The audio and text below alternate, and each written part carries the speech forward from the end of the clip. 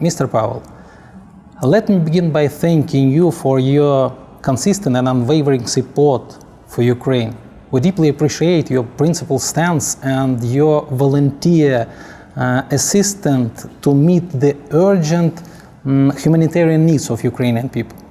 So, you first came in Ukraine in 2022, when the situation in the country was really extremely uncertain, when the experts and politicians were giving the country only 3 to 4 weeks to survive. What were your intentions when you come to Ukraine at that time, and how did your plan change over the time? Well, Yuri, firstly, thank you very much for the kind invitation to be here. It's a great honour to be with you today. And it's been a huge privilege to serve Ukraine these past 4.5 years. And I will say from the outset that K.A.R.E will be beside you until the end and beyond. So that's where we are, and that's what we're going to do. To answer your question, like millions around the world in February 2022, we watched the television screens aghast as 40,000 Russian soldiers crossed that northern border from Belarus with a view to taking Kiev in 3 days. And we all know now it's taken nearly 5 years for Russia to take Kiev in 3 days, and that's not going to happen. And so here we are today. Looking back on it, really could not just sit back in New Zealand and do nothing. With my military background, with my business background, I had this very strong sense that the two combined we would be able to create something quite special. And that is what's happened. We now today have a multinational team of people, New Zealanders, Australians, Polish people, New Zealanders based in Romania, friends in Germany, friends in America, that have all come together to help this thing called K.A.R.E. And so here we are. The quick answer to your story was that I originally went to Poland, to Warsaw, and started doing some fundraising support there. And I was asked by an Australian team to come into Ukraine. And in that time, we were, in my memory, away from Warsaw about 6 weeks. We went from Warsaw to Kiev, down to Odessa. And in those days, this is, early 22, Odessa was quite benign, to a degree. Across east to Mykolaiv, which was still in those days under artillery fire, so, very dangerous. Up through Zaporizhia, north to Dnipro, and then across to Kharkiv, which of course was very, still under heavy fire in 22. In that time, I just saw this overwhelming humanitarian need and decided to form right then and there a New Zealand flagged operation. And that is the story, that's it. And here we are today, coming up 5 years later. During your long time work on the Ukrainian soil, what has changed the most in Ukraine itself, or among Ukrainians, or your own perception of this war? Well, I didn't know Ukraine before, but I did know Ukrainians, because you and I talked about UNIFIL and UNSO operating in South Lebanon, and the deputy chief of UNIFIL in that time, 2001 and 2, was a Ukrainian major general, and we became very close. He was a wonderful chap. But I didn't know much about Ukraine. And, what I've seen across this period of time, Yuri, is this extraordinary resilience. Resilience, a can-do attitude, getting up every day in the face of sheer adversity. And, when people say, well, give me an example of that, the best example is to say that you have created a mil-tech industry amidst a full-scale war that has been so successful that you now have 30% overcapacity, and you're selling that to Western Europe. I mean, that is going to be written about for years to come. It is a story in and of itself. But in terms of the war has changed dramatically from 22 to 26. We will never go back to this concept that you and I were brought up on with limited conventional warfare, as it was in 22. Artillery, mid-range strikes, armoured personnel carriers, infantry dismounted. While there is still a bit of that, it has changed completely to a drone warfare. And we're now seeing the proliferation of drones having changed the rules of warfare forever. Yeah. You have experience in military service, in business, in local government. Which of this experience has proven most valuable in organizing humanitarian mission in Ukraine, and what were the most difficult challenges your organization had to overcome during this work? Well, the three have come together really well, particularly, my military background and my business schools have come together because we have had to do a lot of fundraising, and I've never done that before, but it relied on, being able to present an opportunity for people to invest in Ukraine through K.A.R.E. And this is how we look at it in terms of a life-saving capability and in terms of our ability to deliver tons and tons of medical aid. So the two have come together brilliantly. The military side is really, just an understanding of an area of operation, which is incredibly dangerous. And we've seen today so many humanitarian aid vehicles and workers killed, particularly with drone proliferation as it's exponentiated across that period since 2022. But today, as a consequence of being able to, bring a whole group, a very disparate group of international people together, we have done just over 7,000 evacuations. We've produced over 8,000, nearly 9,000 stoves and water boilers, all made from recycled electrical hot water cylinders in our workshops in Kiev and Kharkiv. We've delivered about 3,500 tonnes of medical aid, and we brought in, to date, 75 vehicles, the vast majority of which are ambulances from New Zealand. And they have been deployed into service, giving a second life to those ambulances and saving the lives of many Ukrainians. And what about the challenges? Have you met some logistical, bureaucratic, maybe concerning the disinformation? Yeah, 2022 was extremely challenging. The way I describe it to people is that war, particularly a full-scale war like this, in a huge country like Ukraine, is just complete chaos, particularly in the first stages. A chaotic environment tends to create and attract chaotic people. And we saw during that time, and I'm sure you know what I'm talking about, a whole lot of people that were here for no good reason. There was selling of drugs, there was buying of drugs, there was stealing of humanitarian aid, there was trafficking of women, trafficking of children, and we went through this phase of having to say to ourselves, we have got to rise above this. And out of that thinking, those challenges came, the superset for what K.A.R.E. does is humanitarian diplomacy, that we will act as ambassadors of New Zealand on all occasions. And to do so, we need to make sure that we are very transparent about what we do. When we make a promise, we absolutely will deliver on it. And we will get to know and work with local authorities, including the military, and government officials, and ensure that we are fitting in with their needs more than just, as was the case, this chaos of just running in and just doing whatever you wanted to do. It was just crazy. That was the hardest time. And if there was ever a time when I thought this is not going to work for us, it was probably November, December 2022, when I was living in Kharkiv, and we had a very crazy mission in Bakhmut. We could still just get into Bakhmut at that time. And, it was really badly planned by a lot of people. We were part of a much bigger group of people. And I thought then, we have got to do something. We can do better, we've got to do better, and we can be better organised, and we can represent New Zealand and Ukraine a lot better in the service that we provide. And since then, everything's changed as a consequence of that thinking. So you increase the amount of people in your team, or you just change the way how you support? Change the team. And now we have legally binding partnerships with 4 or 5 incredible Ukrainian registered NGOs.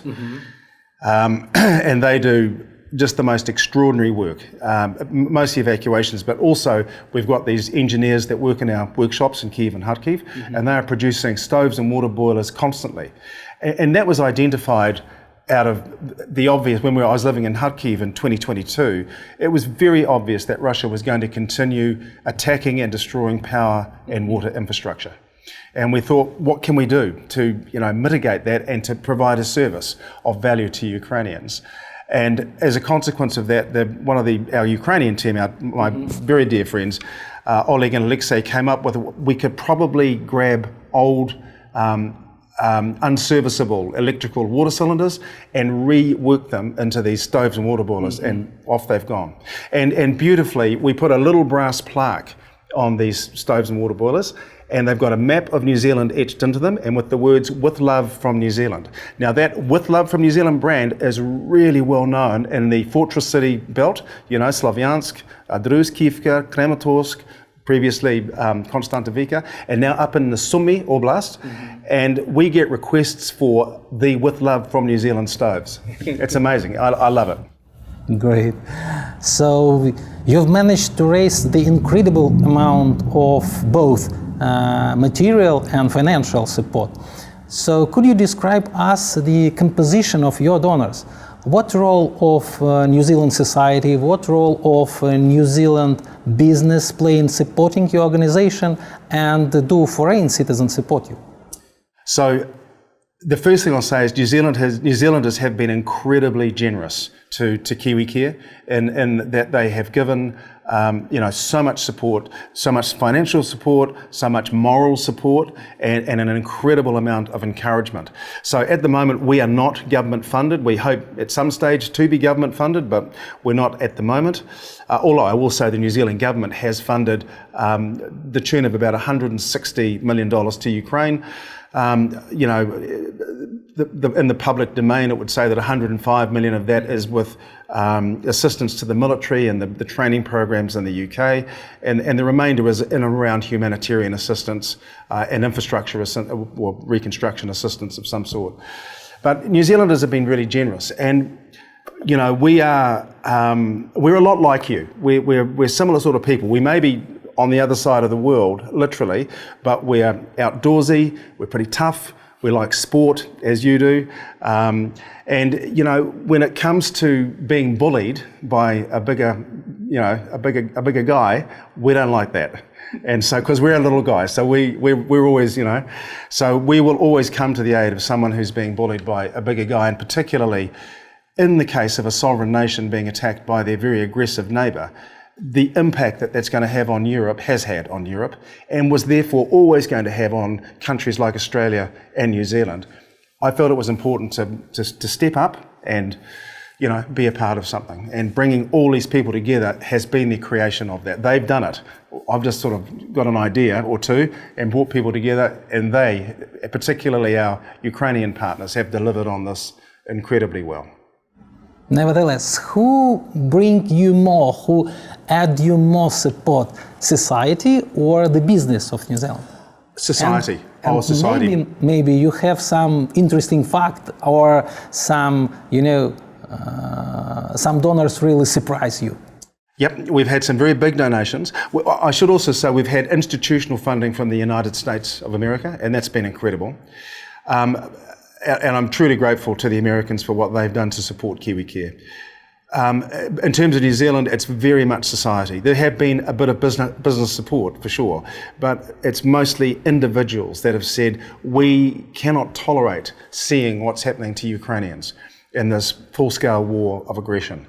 And they have given in various ways, and a lot of them want to know what their money's being donated to. So some of them will say, I will help you fund an ambulance to get to Ukraine. Others will say, look, here's some money for a stove or a water boiler. And we can go back and say, we can put our hand on our heart and say, this is what we've done with that money.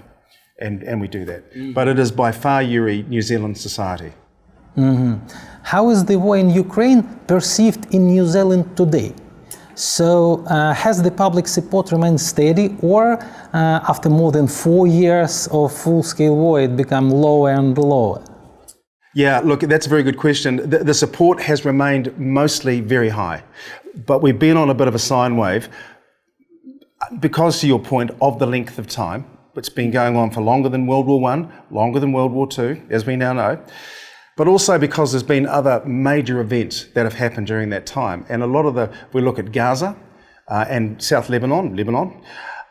If we look at now what's happening in Iran, and particularly that the impact that the Strait of Hormuz has had on the crude oil tankers that come through there. 35% of the world's crude comes through that strait. That's had a huge economic effect on every country, including New Zealand. And so, yeah, it's very hard to keep even the largest war on the European continent since World War II. It's still very hard to keep it in the eyes of the media because it has gone on for so long. And of course, everybody jumps to these new wars and any other major event, like, I can think of many. But overall, I will say that New Zealanders have kept a real interest. And we've made sure that they keep interested because, we report on social media, we explain what we're doing often twice a week, and we just make sure that we are communicating with how that donor money is being spent, very visually. What myths or misconception about Ukraine do you most often have to disprove when you communicate with the New Zealand public? Well, let me be really frank with you here, please. So this isn't so much a myth, but the issue of corruption, which I think has been dealt with really well. I think President Zelensky has done a great job of really trying to, address the issues of corruption. That's still an issue that in 22, 23, it was a big issue. Today in 25, 26, I think the world can see that Ukraine is making some big moves to address it, and every now and again there is something that they have to address at a very senior level, unfortunately, and it seems to be done with great speed and with great effectiveness, I must say. And I think we're beginning to see that there is a very low level of tolerance for corruption. So that was the key thing, and it's coming off now, to be honest. And so the New Zealand society is just, let's say, think that is the weakest thing in Ukraine, and the support can disappear or something like this. Yuri, in all honesty, if you'd asked the majority of New Zealanders to put a pin on a map of Ukraine and do it in 10 seconds, most of us couldn't have done it. I would have had to find Russia first, I think, and then, find my way through. Today, Ukraine is absolutely on the map. And we know that you are, for example, 30% of the world's sunflower oil comes from Ukraine, maybe 35% actually. Wheat products, that you are this incredible fertile agricultural land through that whole area, in central Ukraine, and then of course in the Donbass, the rich minerals that live beneath your soil. This most incredible country. At the same time, you have had and will have again a leading financial technology sector, the fintech sector. When I arrived in 22, I could not believe how advanced it was. And so it goes. And now, of course, we're seeing the manufacturing of drones and the technology around warfare, which in time will go into other areas of drone capability.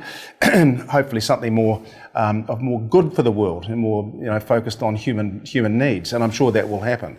But the world now knows that Ukraine is this most incredible country with highly resilient, intelligent people who, my pick, when this war ends, it'll be a gold rush, absolute gold rush. People will come in here wanting to get rebuilding, reconstruction projects, wanting to invest in Ukraine, wanting to be a part of the future of Ukraine. I will be very surprised if I'm wrong with that. Let's a bit move back to the military experience. So given your extensive military experience, how do you assess the change of the conduct, which you already mentioned, conduct of modern warfare? And what lessons, from your point of view, of Ukrainian combat experience should be learned by the Army of Democratic country, and especially in New Zealand? And have you ever advised the New Zealand military in this issue? The answer to that question is no, and far be it from me to advise the New Zealand Army in its current form. Look, we're a very small population, Yuri. We've got a very small defence force. We're very effective at what we do. We've got a world-leading special forces entity, which is the only real strategic asset that we have in New Zealand. But otherwise, in terms of numbers and capability, we are very, very small. So we tend to, when we deploy, lock into bigger groups, most always with Australia, pretty much always, and often in recent days and in years gone by as part of a coalition force led by the United States, sometimes Britain. In terms of warfare, as we were talking before, the proliferation of drones will change everything. We won't be going back. Now, does that mean we will never see tanks and artillery again? I'm not entirely sure that that's the case, but they will be used in very different roles. And I see, the nature and the design of those vehicles changing quite remarkably. We're seeing what Ukraine's doing with drones and missile technology, reaching 2,500 kilometres into Russia to precisely hit targets around, power, water infrastructure, whatever it is, mainly oil. That is incredible. So we're not going back, I don't think, to the limited conventional warfare that you and I would have trained in our various countries. The reality, though, for all countries, and particularly small countries like New Zealand, is, what do we spend our money on? Now, the one good thing that President Trump has done is he's forced Europe to take account for their own defence, and as a part of that accountability is lifting to 5% of GDP, which we know is divided between 3.5% on hardware, whatever that's going to be, and 1.5% on infrastructure. And I think that 1.5% is going to become critical for Europe, particularly if I look at the Baltic nations and the road between, say, Tallinn and Warsaw. There's a lot that can be done there. The 3.5%, which is hardware of some sort, I think we all need to be very careful as to how we spend that, because from decision to spend to acquisition to the delivery of the weapons systems is years and years and years in some cases. Thinking about ships particularly. And look what Ukraine has done with maritime drones, destroyed more than 50% of the Russian Black Sea fleet. You don't have a navy, I don't believe. I'm pretty sure you don't. And yet you've managed to do this to the Russian Black Sea fleet. So, we need to be very sensible around our procurement policies in the future. And I think we need to look to Ukraine to say, what are you guys going to do? Now, New Zealand needs ships. Absolutely, we are an island nation at the very bottom of the South Pacific. So we need a good navy. And, I would be a huge fan of seeing our navy augmented, made a bit bigger in some way. But at the same time, when I look at the traditional weapons systems that we've bought for the Army, say, and in fact, if I look at the Air Force, the various, airframes, the planes, the helicopters that we bought in the past, we need to be really careful about how we spend our money and get the right technologies to be able to participate actively and, in a way that's meaningfully in a modern warfare environment. And the best thing we can do is look to Ukraine for the answers. I asked you about the advice to the military, but and you already told me that no. But what about the military corporation or some military plant or some military support? I mean the business who involved in military. Do you know some intentions for military production cooperation between New Zealand and Ukraine? Well, there's a lot of people talking about it, and there's some people who are actively trying to do it. I think that would be a great thing if we could all be a part of something together, where there's an R&D component, research and development, and at the same time potentially a procurement a component that brings us together. I think that would be a great thing to do. Our government would have probably a slightly different view of that, and that's fine.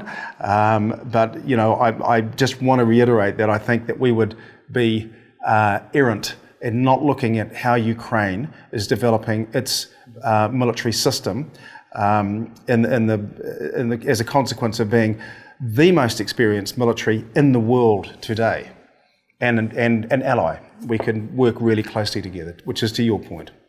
Yeah. So New Zealand recently adopted the 36th package of anti-Russian sanctions, which currently targeting the cyber criminals and the individuals who involved in abducting of Ukrainian children. How do you assess the activity of cyber criminals in New Zealand, and also the impact of the spread of Russian propaganda in New Zealand? There's no doubt that we are affected by it. No doubt at all. There's a number of instances quoted of both cyber breaches and propaganda. The misinformation is we all live with it today, and Russia are a huge source of the delivery of that misinformation. I know absolutely that New Zealanders are aghast at the stealing of Ukrainian children, and the word is stealing. They are taking them away from families and taking them to new families in Russia. It's just the most horrific thing. Yuri, I give speeches all over New Zealand and sometimes in Australia, and when I get to that point, I explain to people what is actually happening with this.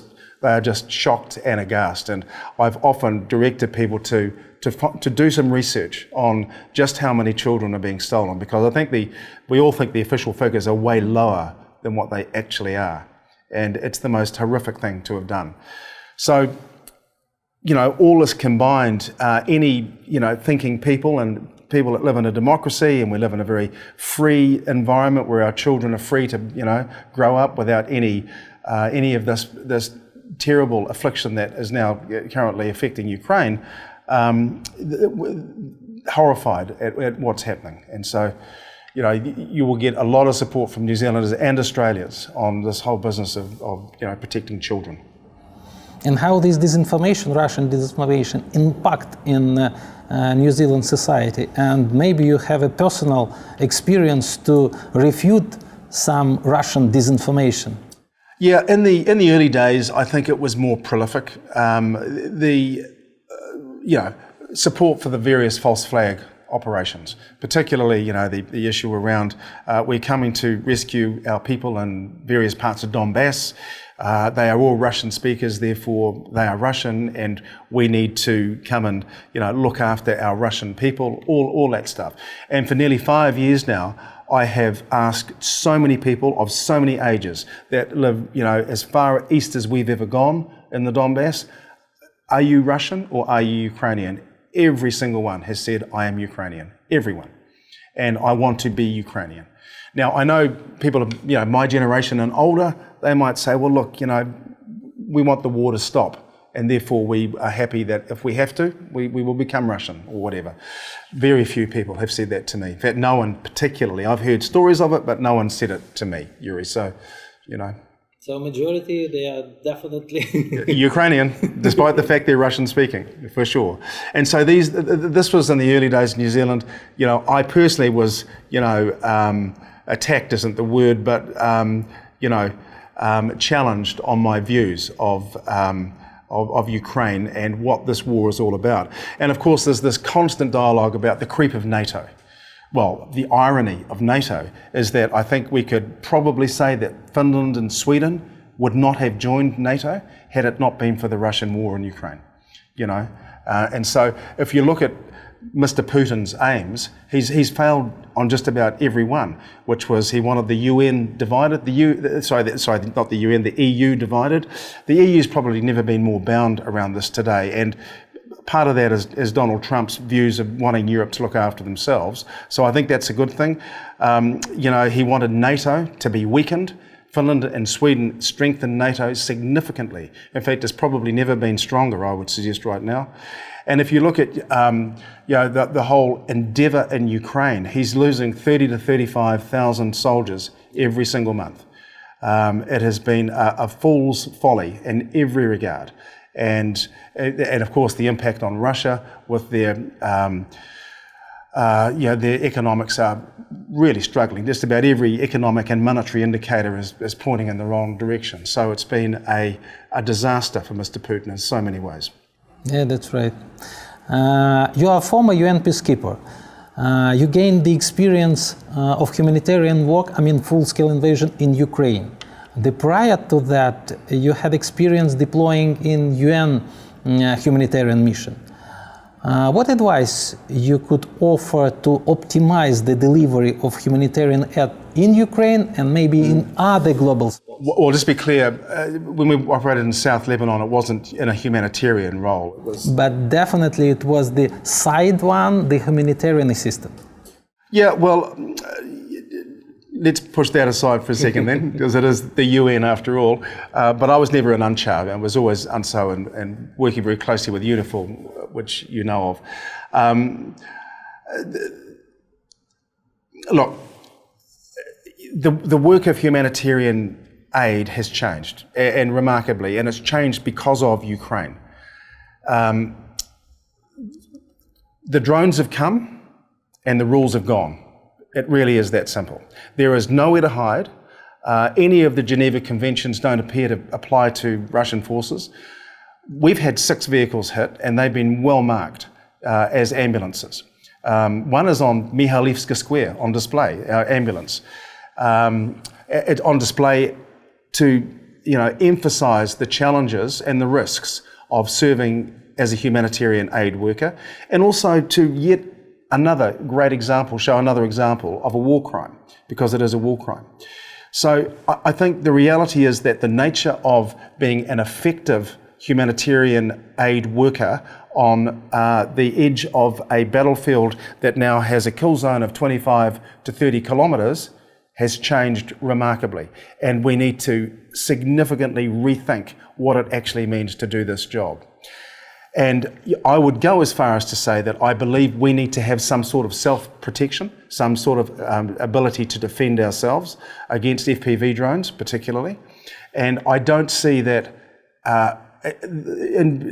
really in the future, and probably now in the immediate term, I don't see humanitarian aid entities, particularly the big agencies, being effective without stopping and saying we need to regroup our thinking on this. It's all changed. The rules that we lived by previously have gone. And if we want to continue being effective, we need to change and adapt to this new environment. By the way, do you have any vision of how to coordination among various humanitarian agencies could be improved? Yeah, we could work together a lot better. I mean, I've had a long background in mergers and acquisitions in business and in international business. There is nothing harder, I've discovered, than trying to get humanitarian agencies to work together in a meaningful collective. It has been really hard. Now, we've managed to develop these legally binding partnerships with 5 Ukrainian NGOs. That's fine, and we provide them with the resources and we have provide them with some guidance, but at the end of the day, that's really, and they go and do their own thing. But to try and bring from a funding perspective alone, a whole lot of people together to share and pool those resources has been extremely difficult, extremely difficult.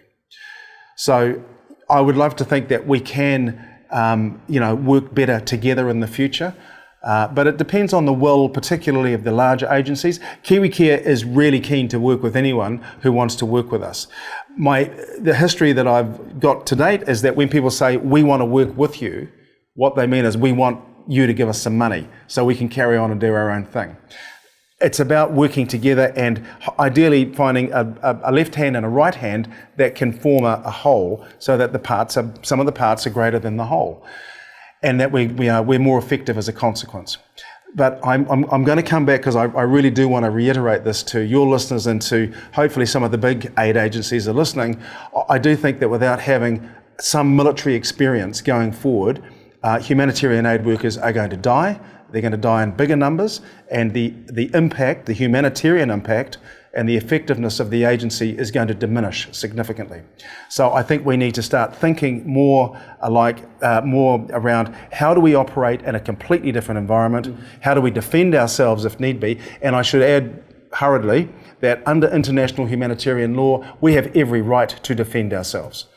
Every right indeed, providing we're not, it's not an act of aggression on our part, but an act of defence. We are absolutely able to defend ourselves, particularly against a machine called a drone. So, there's no breaking of rules there. But if we don't start to consider this problem and the changing nature of humanitarian work, we will all fail.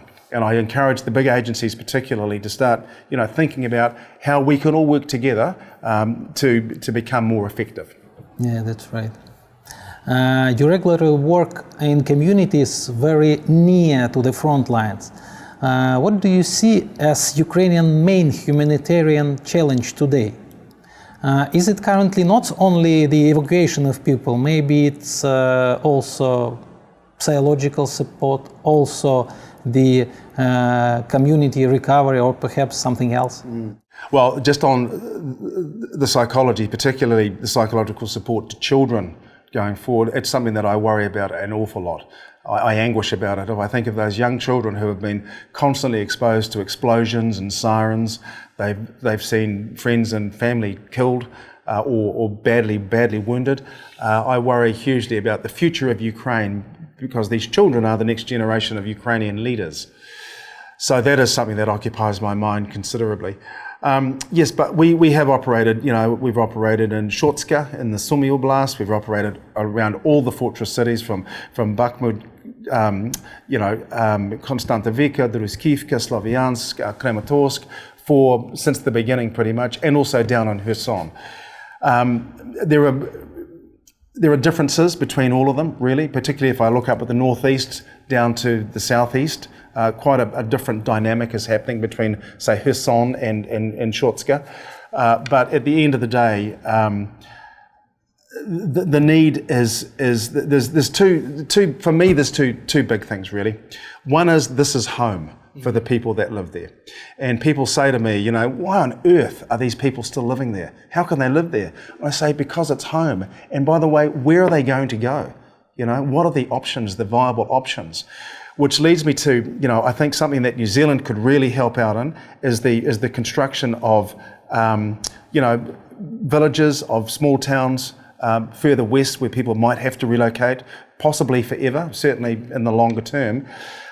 Because, I was working last year with the city administration of Druskivka saying, how can we do a mass evacuation? And it's easy to write the plan, but from a New Zealand perspective, moving these people out, KiwiCare doesn't have the funds to do it en masse. And then the question becomes, where do they move to? And how are we going to support them when they're there? They can't be just moved to the middle of nowhere in the country. They need to have an infrastructure around them, and that's a town or a city. And so it goes. But I believe that New Zealand could really help in that regard, in terms of building projects in the future. And it could be housing, be it temporary or long-term, whatever. I think we could make a big impact there, Yuri. But that's the first thing, home is home. And if it happens to be in Druskivka or Konstantinivka or Kramatorsk, that's where people live, and they have every right to live where they want to. This is a sovereign nation, and they have every right to live there. So it's a tragedy that they're being moved. The second part of it, though, is for those that want to stay, we want to enable them to not only be able to stay as safely as they can, but with dignity. And through our Heat for Health program, which is the stoves and the water boilers, we provide that dignity. They're able to get access to hot water, they're able to cook, they're able to keep themselves warm in the very harsh Eastern European winters. And so, the whole thesis on which we're built is to enable people to stay when they can and leave when necessary. And that's the mix of stoves and water boilers and medical aid, and then the evacuation services. Mia, as a person who has quite a great business experience for many years, what advice you could give to international companies that are still hesitant to assist in Ukraine and to participate in its recovery? That's an easy answer. Come and invest in Ukraine. Ukraine will win this war. I'll say it again in case everybody missed that. Ukraine is going to and will win this war. If ever there's a time to start investing in Ukraine, it's now, because when this war ends, it's going to be a gold rush. I truly believe it. The Ukraine is on the global map now as a country to really sit up and take notice of, and the commercial opportunities I think are going to be quite profound in times to come. Everything from the banking sector right through to technology, and probably a lot in between with agri-tech and all that goes with it, I think will be an incredible opportunity. And Yuri, I'm looking all the time. Before I came here, I had a meeting with some Ukrainians about a business opportunity, and I've had so many of these meetings. I find it really a little bit hard to juggle the constancy of our humanitarian work with the ability to do really thorough due diligence on an opportunity. And so I've tended not to do that right now, but I'm really looking forward to, maybe at some stage developing business partnerships with Ukrainians. In your opinion, what role can country of the Indo-Pacific region, in particular New Zealand, play in providing long-term support to Ukraine during the war and after the end of its active phase? Yeah, well, I think, we have been very active in our humanitarian support of Ukraine, and will continue to do so. As I said, K.A.R.E will be here with you until the end and beyond. From a rebuilding phase, the question that occupies my mind is, do we take, a vertical cut that we are really good at, which is like agriculture, for example. Ukraine is also really good at agriculture. But maybe there's some partnerships that we could develop where we can help Ukraine to recover from the war? Or do we take a geographical stance and say, look, we could grab this area somewhere perhaps and try and rebuild all that's within this diameter? Hospitals, schools, apartment buildings, roading and infrastructure, and all the water and power reticulation that comes with it. Maybe we could do that. I really don't know. I don't know what the New Zealand government view of this would be, but what I'm very sure about is that private companies will come and set up here to assist Ukraine to rebuild, and at the same time see the commercial opportunity that lies within that. As you already mentioned, one of your ambulance named Ahora, which means in Maori language love, as I remember. Aroha means love. Arha means love. Yeah, so currently it's parked on Mikhailovska Street because of damage after Russian drone attack. How did you feel when you saw it there? And given that, how do your loved ones, react to your work in such a dangerous area of Ukraine? Well, look, I suggested to our number one Ukrainian partnership group, an entity called Day by Day Foundation, I said, I wonder if we can get permission to put Aroha on Mihailivska Square. And they made some inquiries, and the rest is history. Aroha was there. And you're right, Aroha was the first of 6 vehicles to be hit, and it was hit in Kherson. And we know it was hit by Rubicon, the Russian drone team, because they posted the strike on Telegram, on a Telegram channel. And so we have had another ambulance called K.A.R.E hit, and K.A.R.E means strength, and that was hit in Kramatorsk. Look, this is, I think, to reinforce the point that I was making earlier on. We can't continue to operate like that. We need to do things very, very differently as humanitarian workers. But we all do, including the very big aid agencies, because we've all suffered strikes. We've all had people either injured or killed in some way. I've lost track of the figures, but I think it's close to 500 humanitarian workers have been killed today, something around that, which is completely unacceptable. I mean, whether you've got a red cross, a white cross, or in our case, a yellow cross on the vehicle, it doesn't make any difference. It's just a target to aim for today. So, as I said earlier, the drones have come and the rules have gone. So we need to understand the environment within which we're working, and we need to adapt to that. And I've got a range of ideas as to how we can do that, but one of them, as I will reiterate again, I think we need to have a defensive capability if we're going to really be able to operate in this environment effectively. As for my loved ones, they anguish over it. My children, my son lives in London and my daughter lives in Amsterdam. And I get messages regularly from them when they read about Ukraine. They say, are you okay? What are you doing? Where are you? And if I tell them where I am, they say, why are you there? Can you please not be there? Things like that. So, but they also are hugely supportive and very proud of the effort that K.A.R.E is making to support Ukrainians. My wife has been very active, and she's a trustee of K.A.R.E, and she's been incredibly active at supporting the activities that I'm personally involved in and that the organisation is involved in. And, I added up the time that I've been away from home in coming up to 5 years, and it's going to be about nearly 2.5 years of that 5 years. So I've been away for half the time that I've, since the war's been going on. But look, we started this endeavour without really knowing what was going to happen. And I don't think anybody thought the war would be going on this long, Yuri. It's a travesty that it has gone on this long. But we started this endeavour to support Ukrainians, and as I said, we're going to stay till the end. And may the end be sooner rather than later, and may it be a just peace for Ukraine. And finally, your view on the nearest future. So after several years of working in Ukraine, how do you envision the day when your humanitarian mission will be complete? And what will you do after that?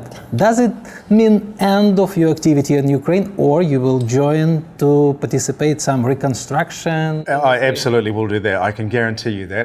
First thing I'm going to do is probably go on holiday to Odessa in the summer, instead of being dressed like this in Odessa in the summer. Look, I will say that Kiev is now my world's favourite city. I just love Kiev. And feel very at home here. I think I'd like it better if things weren't constantly falling out of the sky at night, as they did last night with the Zircon ballistic missiles. It would be nice if that didn't happen. It would make Kyiv a lot nicer place, but it's wonderful now. Look, I'm not going to predict how I think it might end, other than to say I truly believe Ukraine will win this war. And I give all my speeches, I begin by saying that. I truly believe Ukraine will win this war, and I encourage you to believe it too. I say this to the audience. I've said it since early 2022, and I haven't changed one bit of a view. But I do say this, that we've seen, we're waiting for the next big thing from Ukraine. So we had the Kursk operation, the salient that went from Sumy into Kursk, which was just incredible, unbelievable. And then, of course, we saw, 18 months, 2 years ago, Operation Spiderweb, with the trucks parked next to the Russian airfields on which were parked the strategic bombing fleet, and the tops came open, the drones flew out, and they destroyed a number of bombers. Yuri, we're waiting for the next one. And we can all feel it coming. And I wonder, I should maybe not predict this, but I wonder if it won't be in Crimea. Will I look at the work, the softening work that's going on in Crimea right now, and the amount of evacuation that's happening from Crimea, west and east into Russia from Crimea. If I look at the ability that Ukraine has to strike the Kursk bridge, if I look at the ability that Ukraine knows it's got to sever the land bridge in those areas, if Crimea, if the Russians were unable to operate in Crimea, it would certainly relieve Kherson, it would most certainly relieve Zaporizhia, and at the same time it would create a dilemma for the Russian forces operating in those areas. So I won't be surprised if we see before the winter, before autumn, a really big something happen in that direction. We also hope so. But what about your future plan? Will you continue to stay in Ukraine, and you see your further business activities or maybe some other activities in Ukraine, or it will be finished? No, I really do hope we can find a viable investment opportunity with great investment partnerships. I mean, the background that I've had, certainly in recent years, has been co-investment partnership with private equity. And we've done it in New Zealand, and we've done it internationally. And, I'm not so much private equity, but having that co-investment partnership where we get a group of people together and we create a fund and we start investing in Ukraine businesses within certain categories. That's what I'd like to do if I have the opportunity, and do it with Ukrainians. That's great. So, Mr. Powell, thank you so much for your time, for your visit to us, and for your clear explanation about all your experience which you gained during the 4 years full-scale invasion in Ukraine, and also some inside view of our humanitarian problems and also our humanitarian assistance from your side to Ukraine. Thank you, Yuri. It's a great pleasure to have met you, and I really appreciated the opportunity to talk to you. Thank you.